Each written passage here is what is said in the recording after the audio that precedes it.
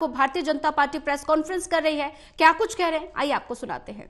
बात यह है कि इस प्रकार के विषय पर जहां नाबालिग बच्चियों के साथ इस प्रकार के दुष्कर्म का आरोप हो, वहां पर ईमानदारी से, क्योंकि हम ये मानते हैं कि अपराध और अपराधी को जात पात पंथ मजहब और राजनीतिक दल के तराजू पे नहीं तौलना चाहिए, उसे सिर्फ अपराधी देखना चाहिए।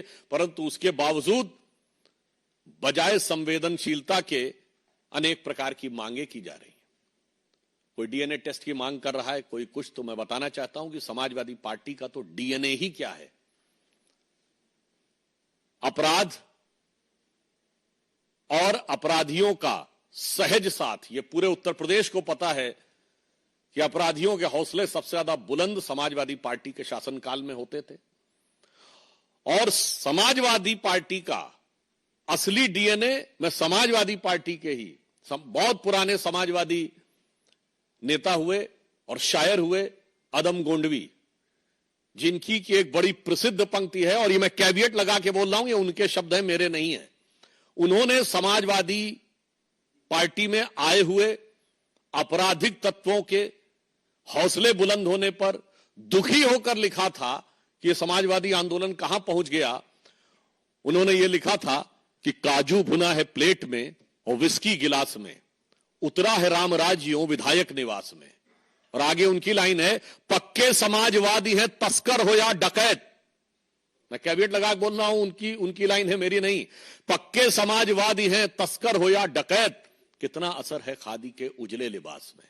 तो मुझे लगता है कि ये समाजवादी पार्टी के ही एक समाजवादी नेता के दिल का दर्द आज की समाजवादी पार्टी के असली डीएनए यानी राजनीतिक डीएनए को बताने के लिए पर्याप्त। दूसरी, उससे भी अधिक दुखद, जघन्य और दुर्दांत घटना जो कि पश्चिम बंगाल में हुई, और दुख की बात यह है कि वहां पर इससे भी अधिक विभत्स तरीके से अपराधियों को संरक्षण देने का जो प्रयास किया जा रहा है वो और भी अधिक दुख देने वाला है।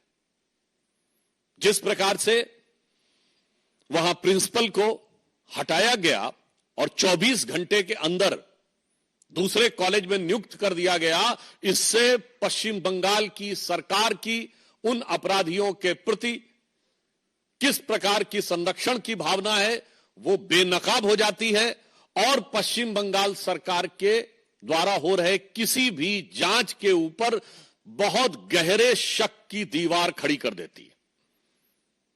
आज मैं पूछना चाहता हूं कि पश्चिम बंगाल की मुख्यमंत्री जी की इतनी ममता उस प्रिंसिपल के प्रति क्यों है। और मैं यह भी पूछना चाहता हूं कि जब मांग की जा रही है कि सीबीआई को वो जांच दे दी जाए, तो आप ये कह रही हैं कि इतने दिनों तक यदि ये ना हो सका तब सीबीआई की बात करेंगे। तो मेरा सीधा सवाल और आरोप है तृणमूल कांग्रेस की सरकार से कि इतने दिन की मोहलत किस लिए दी जा रही है। ये इतने दिन की मोहलत किस प्रकार के मैनिपुलेशन के लिए दी जा रही है क्या? क्योंकि संदेश खाली में भी हम लोग यह विषय देख चुके हैं। यदि आपका दिल ईमानदारी से इस विषय पे जांच कराना चाहता है तो देश की सर्वोच्च जांच एजेंसी को त्वरित जांच क्यों नहीं स्थानांतरित की जा रही है? Why immediately the investigation is not been transferred to the highest investigative agency of the country. अब मेरा तीसरा सवाल कांग्रेस पार्टी से है।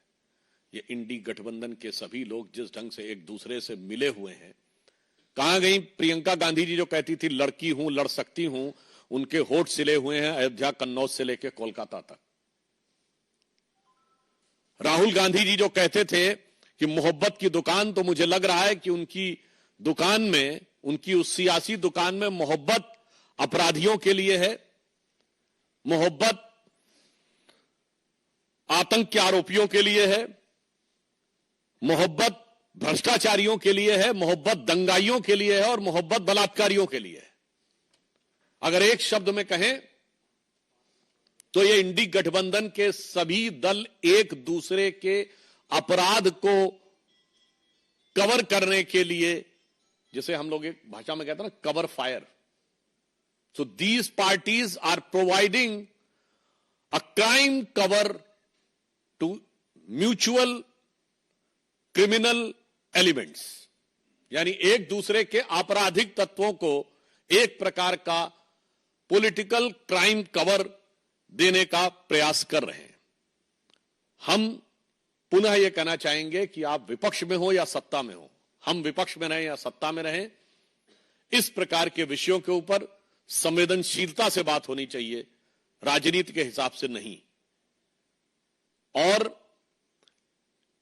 इस तरह के विषय के ऊपर दलगत भावना से ऊपर उठकर विचार किया जाना चाहिए और अपराधियों को किसी भी प्रकार का संरक्षण, उनका मनोबल बढ़ाने का प्रयास अथवा उन्हें मोहलत देने का प्रयास नहीं करना चाहिए। धन्यवाद।